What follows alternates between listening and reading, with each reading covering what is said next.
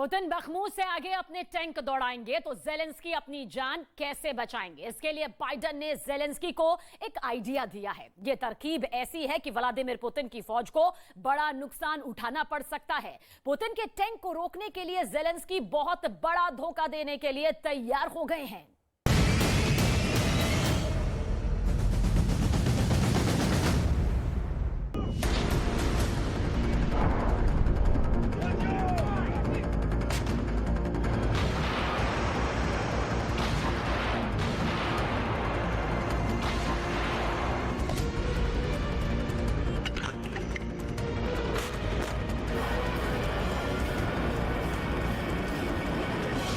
Zelensky को leopard मिलेगा, Abrams मिलेगा, चैलेंजर मिलेगा, तो कोई शक नहीं कि पुतिन तेगुनी ताकत वाले टैंक पावर से जवाब देंगे। जेलेंस्की के टैंक को रोकने के लिए पुतिन एंटी टैंक स्ट्रेटजी अपनाएंगे। ऐसे में पुतिन के गुस्से से कैसे बचेंगे जेलेंस्की के कमांडर? तो उसका जवाब है ये तस्वीरें। तस्वीर नंबर 1। आप सोचेंगे कि ये कैसा टैंक है? ये चीज दिखती तो टैंक की तरह है। तस्वीर नंबर 2। ये एक हवा भरा हुआ गुब्बारा नजर आता है और ये टैंक नहीं हो सकता। तस्वीर नंबर 3। इसे डिकॉय हथियार कहते हैं, यानी दुश्मन को धोखा देने वाला वो हथियार। तस्वीर नंबर 4। ऐसे डिकॉय हथियार को तबाह करने के चक्कर में दुश्मन अपने बेशकीमती मिसाइल बर्बाद कर लेता है। तस्वीर नंबर 5। ये टैंक भी हो सकता है, ये हाइमर्स जैसा रॉकेट लॉन्चर भी हो सकता है। अब देखिए कि ऐसे हथियार कैसे बनाए जाते हैं और कुछ मिनटों में ये कपड़े नुमा टैंक कैसे हवा भरने के बाद एक असली हथियार की तरह खड़े हो जाते हैं।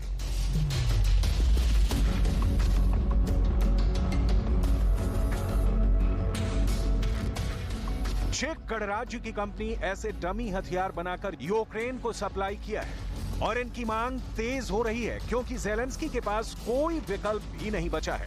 देखिए कैसे तैयार हो गया एक हाइमर्स सिस्टम, और अगर जेलेंस्की इसे तैनात करते हैं तो पुतिन की फौज अपनी मिसाइल इस पर जरूर दागेगी और तब पुतिन फंस जाएंगे। This thing is a sudden boom because before this it was only a very small market where people didn't even know about that we exist, that we are doing such a decoy or whatsoever. But now with the awareness and how we've been spending a little bit more of our budgets with marketing and sales, and that's where I come in, there is more inquiries, there is more people who wanted to know. There's a lot of them don't even know that there is such a thing available.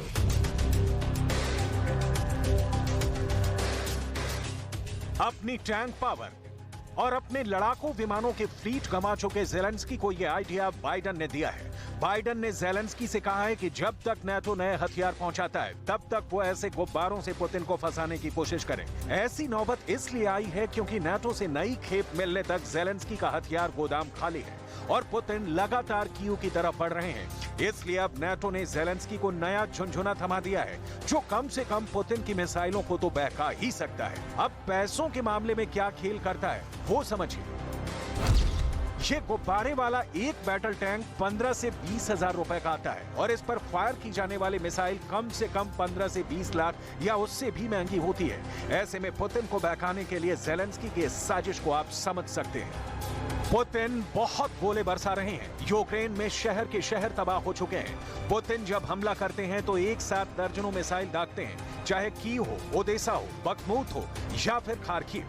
Putin का गुस्सा चारों तरफ आग बनकर फूकता है। एक report के मुताबिक पुतिन हर महीने यूक्रेन की फौज पर 4.5 लाख गोले दाग रहे हैं, यानी हर रोज पुतिन को 15,000 गोलों की जरूरत पड़ती है और उनकी वॉर फैक्ट्री को रोजाना इतने गोलों का उत्पादन भी करना पड़ रहा है। ऐसे में सोचिए कि अगर पुतिन की गोलाबारी जेलेंस्की के असली टैंक की बजाय ऐसे नकली टैंक पर होगी तो नुकसान किससे ज्यादा होगा, खासकर तब जब जेलेंस्की को पूरी फंडिंग यूरोप और नाटो के देश कर रहे हैं। पुतिन को आर्थिक रूप से नुकसान पहुंचाने वाली ये टैक्टिक रूस के लिए खतरनाक साबित हो सकती है और ये बात बाइडेन और उनके दोस्त बहुत अच्छी तरह से जानते हैं।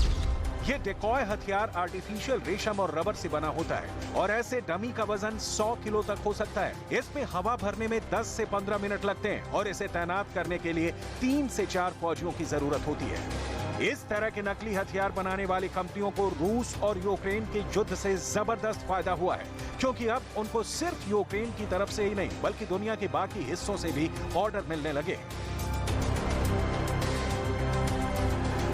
Na základě toho, že jsme si vědomi, že jsme špička globálně ve výrobě nafukovacích návnad, tak pokud někdo někde používá nějaké návnady, které jsou opravdu úspěšné, tak my pevně věříme, že jsou od nás a nedají se na trhu sehnat. जब 2022 में Zelensky को America से HIMARS system मिले तो Putin को बड़ा नुकसान हुआ। इसके बाद पुतिन की फौज ने दावा किया कि उनके हमले में हाइमार्स सिस्टम के अलावा M777 तोप भी तबाह हुई है, जबकि जेलेंस्की की फौज ने बताया कि एक भी सिस्टम रूस के हमले में बर्बाद नहीं हुआ। ऐसे में क्या समझा जाए कि पुतिन की फौज ने अपना गोला बारूद उस निशाने को खत्म करने में इस्तेमाल किया जो असलियत में हवा से भरे गुब्बारे थे। हाल ही में जेलेंस्की की फौज पर रूस ने दावा किया कि उसने अमेरिका की तरफ से सप्लाई की गई तोप को नुकसान पहुंचाया है।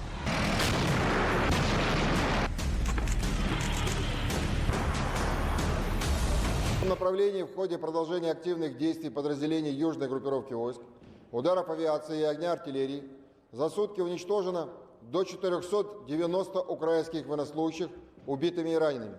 1 танк, 3 боевые машины пехоты, 4 пикапа, 9 автомобилей, 2 гаубицы М100Б, 3 гаубицы Д-30, 1 орудие Д-20, а также 1 артиллерийская система М777 производства США.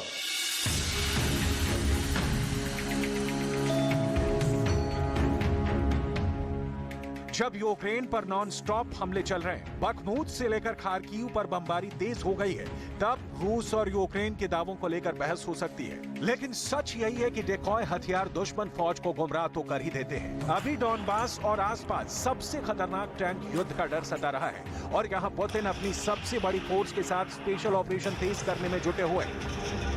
पूरा यूरोप इस बात को समझ चुका है कि यूक्रेन में दुनिया का सबसे खतरनाक टैंक युद्ध होने जा रहा है। मार्च और उसके बाद ऐसी लड़ाई होगी कि पूरी दुनिया देखती रह जाएगी। इस वक्त यूक्रेन के रिजल्ट को 3 फ्रंट की नजर से देखना जरूरी है। पुतिन खेरसॉन हार चुके हैं, लेकिन इसके बाद पुतिन सोलेदार जीत चुके हैं और अब पुतिन को पूरा डॉनबास बचाने के साथ साथ पश्चिमी यूक्रेन पर भी चढ़ाई करनी है। यही पुतिन का फैसला है, यही पुतिन का इरादा है और यही पुतिन ने ठान लिया है। इसके लिए पुतिन ने बड़ी रणनीति बनाई है, क्योंकि अब जाहिर है कि टैंक अब यूक्रेन में बहुत ही खतरनाक युद्ध के लिए सबसे बड़ा हथियार बनने जा रहा है। टैंक ही वो मशीन है जो अब यूक्रेन के युद्ध का फैसला करेगी। इसीलिए पुतिन ने अपनी आर्मी कमांड को लेकर जो बदलाव किया है, उसका सेंटर पॉइंट टैंक युद्ध ही है।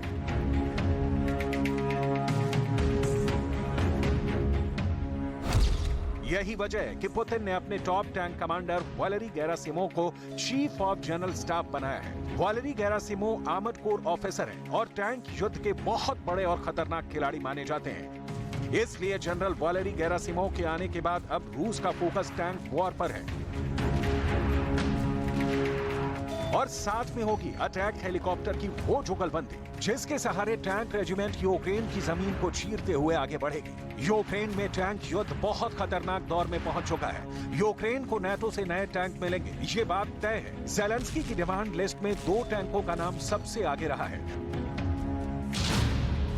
पहला है ब्रिटेन का चैलेंजर टैंक और दूसरा है जर्मनी का लेपर्ड टैंक। जब ये दोनों टैंक यूक्रेन आएंगे तो इनकी टक्कर रूस के 2 बहुत ही खास टैंक से होगी।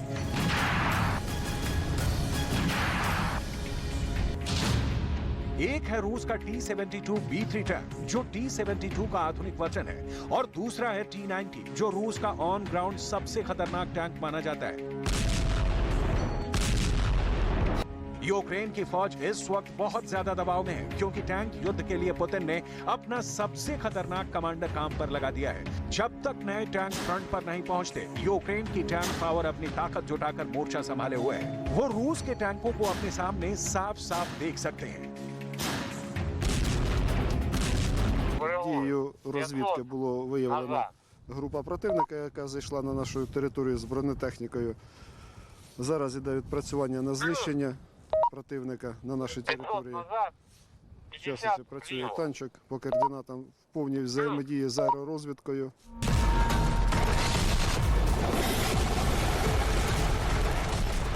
यूक्रेन के युद्ध में पुतिन के टैंकों को बड़ा नुकसान उठाना पड़ा है। जेलेंस्की का दावा है कि रूस के 3,500 टैंक या तो खत्म कर दिए गए या फिर किसी लायक नहीं छोड़े गए। और जिन टैंकों को रूस के फौजी छोड़कर भागे हैं, अब वही टैंक यूक्रेन की फौज इस्तेमाल कर रही है।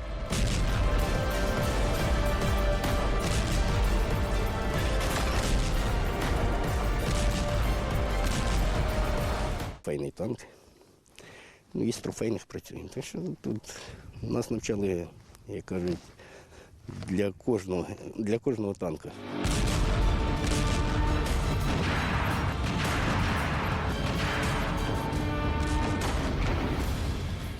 ये खार्किव का इलाका है और यहाँ जेलेंस्की का मोर्चा काफी मजबूत रहा है। पुतिन चाह कर भी कुछ नहीं कर पाए। खार्किव के चारों तरफ जेलेंस्की का डिफेंस काफी मजबूत माना जाता है और पुतिन के लिए यहाँ आगे बढ़ने का ऑर्डर हमेशा सैनिकों की मौत की खबर लाता है।